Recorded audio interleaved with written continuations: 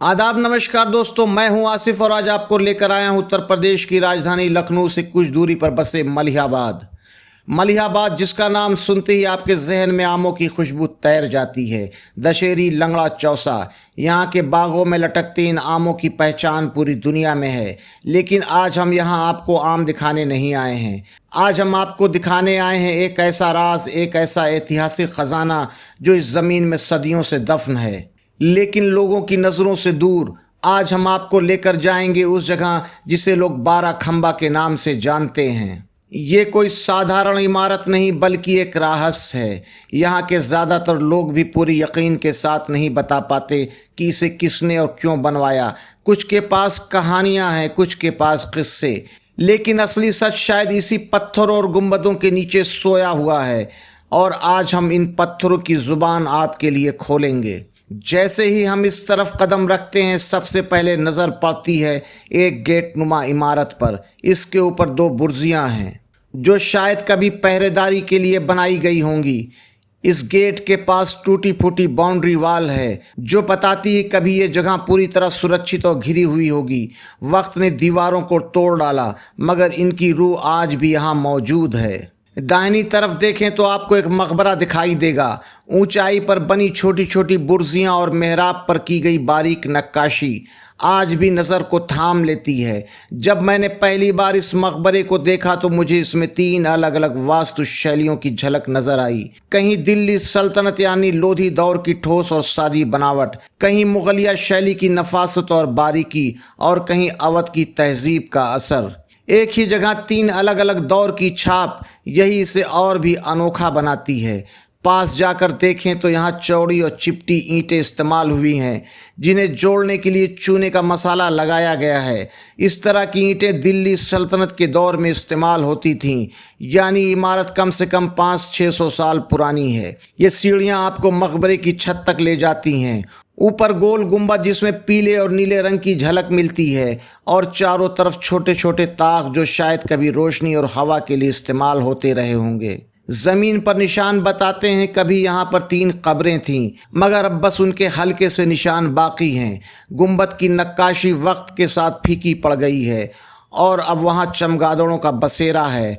फिर भी इसकी गोलाई और तामीर का अंदाज आपको हैरान कर देगा। मकबरे के बाहर निकलते हैं तो सामने एक और ढांचा नज़र आता है। अब वो खंडहर में तब्दील हो चुका है, मगर मोटी दीवारें बताती हैं कि ये भी किसी वक्त बेहद मजबूत रहा होगा। यहाँ आना थोड़ा ख़तरनाक है क्योंकि वीरानी में हमेशा अनदेखे खतरे होते हैं। कहा जाता है कि यहाँ कभी एक 2 मंजिला मस्जिद थी और कुछ का कहना है कि इसके नीचे भी मस्जिद मौजूद थी। आज बस एक चबूतरे जैसे अवशेष बाकी हैं, मगर जो थोड़ी बहुत नक्काशी बची है वो अपने ज़माने की कारीगरी का सबूत है। अब हम इस जगह के इतिहास की तरफ चलते हैं तो पहुंचते हैं 1553-54 ईस्वी में, जब मुगलिया सल्तनत ने अवध का पहला गवर्नर नियुक्त किया था शेख अब्दुल रहीम को, जिनका मकबरा लखनऊ में नादान महल के नाम से मशहूर है। शेख अब्दुल रहीम के मकबरे का वीडियो इसी चैनल पर आपको मिल जाएगा। और उसके बाद 1576 ईस्वी में अवध के गवर्नर बनाए गए शेर खान, उन्होंने इस जगह का निर्माण कराया। यहीं बना वो ढांचा जिसे आज 12 खंबा कहा जाता है। आगे बढ़ते हैं, सामने आता है 12 खंबा, पत्थर के 12 मजबूत स्तंभ जिस पर वक्त की धूल जम चुकी है, मगर शान अब भी बाकी है। इन स्तंभों के ऊपर बना गुंबद जिसके सेंटर में फूल की आकृति उकेरी गई है, आज भी नज़र को रोक लेती है। नीचे 2 कब्रों के निशान है। स्थानीय लोगों ने चादर चढ़ा रखी है। किसकी ये मज़ार है, कौन थे ये लोग, इसके बारे में तमाम कहानियाँ प्रचलित हैं, लेकिन हमारे पास कोई ऐतिहासिक ठोस सबूत नहीं है, इसलिए हम नहीं बता सकते ये किसकी कब्र है। लेकिन यहाँ पर स्थानीय लोगों ने बड़ी ही अकीदत के साथ चादर चढ़ा रखी है। लोगों का कहना है यहाँ पर कभी एक सुरंग भी थी जो लखनऊ से दिल्ली तक जाती थी, मगर वो पूरी तरह से ख़त्म हो चुकी है। इसके अवशेष हैं, लेकिन वहाँ पर इतने झाड़ झंखाड़ हैं कि वहाँ पर जाना और उसको दिखाना मुनासिब नहीं है। अब हम बाहर निकलकर इस मकबरे से आए तो देखिए ये बुर्जियों तक जाने के लिए पतली सीढ़ियां आज भी मौजूद हैं और लगता है कभी यहाँ से सैनिक पहरा देते होंगे। अब बस टूटी दीवारें और हवा में घुली पुरानी कहानियां बाकी हैं।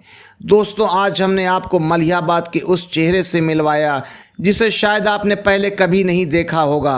12 खंबा और यहाँ पर बना मकबरा, एक ऐसी तामीर जिसमें 3 अलग अलग दौर की झलक है। एक ऐसी जगह जहाँ हर ईंट हर पत्थर सदियों की दास्तान सुनाता है।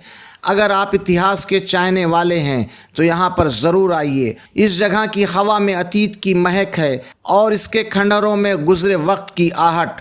उम्मीद है आपको हमारा ये सफ़र पसंद आया होगा। अगर आपको ये हमारा ऐतिहासिक वीडियो अच्छा लगा हो तो हमारे चैनल हिस्टोरिक आसिफ को लाइक और सब्सक्राइब कीजिए। मैं फिर मिलूंगा आपको किसी नई जगह किसी नई दास्तान के साथ। तब तक के लिए आसिफ को इजाज़त दीजिए। जय हिंद, जय भारत।